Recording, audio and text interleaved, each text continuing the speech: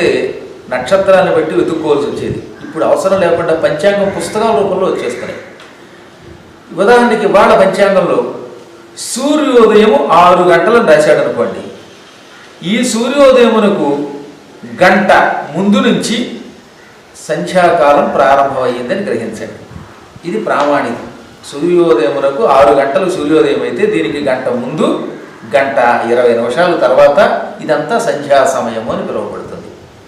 దీనిని యాస్కుడు అనేటటువంటి వాడు, దక్షుడు, తర్వాత వాత్స్యాయనుడు, ప్రబోధసుడు, కపిలుడు, గౌతముడు వీళ్ళందరూ ఇదే చెప్పారు.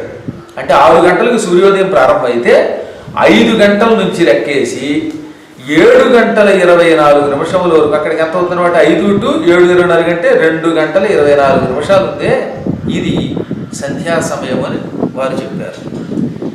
ఎవరని చెప్పినా మహానుభావుడు వావిలికొల సుబ్బారావు గారు సమస్త శాస్త్రాలు పరిశోధించి సంధ్యావందన మీద ఒక ప్రత్యేకమైన పుస్తకం రాశారు. ఆ పుస్తకం లాంటి ప్రామాణిక పుస్తకాలు చాలా అరుదుగా ఉంటాయి. కాకపోతే ఆ భాష అర్థం అవడం సామాన్యులు కష్టం. మీలాగా కాస్త చదువుకున్న వాళ్ళకైతే తప్ప కొత్తగా తెలుగు నేర్చుకుంటున్న వాళ్ళు, అసలు తెలుగే లేకుండా పూర్తిగా ఇంగ్లీష్ మీడియంలో చదువుకున్న వాళ్ళకి కొంచెం తెలియడం కష్టం కనుక ఇప్పుడు తేలికే చెబుతున్నాను నేను. సంధ్యాకాలము అనగా 2 కాలముల కలయిక.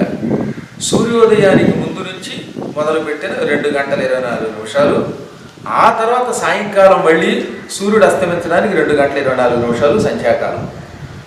ఈ సంధ్యాకాల ప్రారంభకాలం మాత్రం ఏది, సూర్యుడు 6 గంటలకు ఉదయిస్తే దానికి ముందున్న గంట ప్లస్ 12 72 నిమిషాలను మాత్రం సంధ్యా ప్రారంభకాలం అంటారు. ఇందాక మీకు ఏమన్నా 72 నిమిషాలు చెప్పానే మొదట, ఈ 72 నిమిషాలు సంధ్యా ప్రారంభకాలం.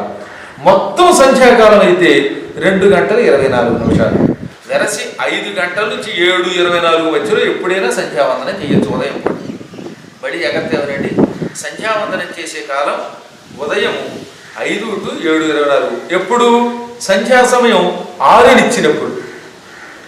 ఏ 5:30 ఇచ్చాడు అనుకోండి వేసవకాలంలో, అప్పుడు 5:30కు గంట ముందుకు వెళ్ళిపోండి 4:30. ఆ తర్వాత ఇంకో గంట 24 నిమిషాలు ఇవి తీసుకుని చేయండి. మొత్తం మీద 2 గంటల 24 నిమిషాలు సంపూర్ణ సంధ్యాకాలంలో వస్తారు. ఏదన్నా అనుమానం ఉంటే తర్వాత ఈ లెక్కను తెలుసు.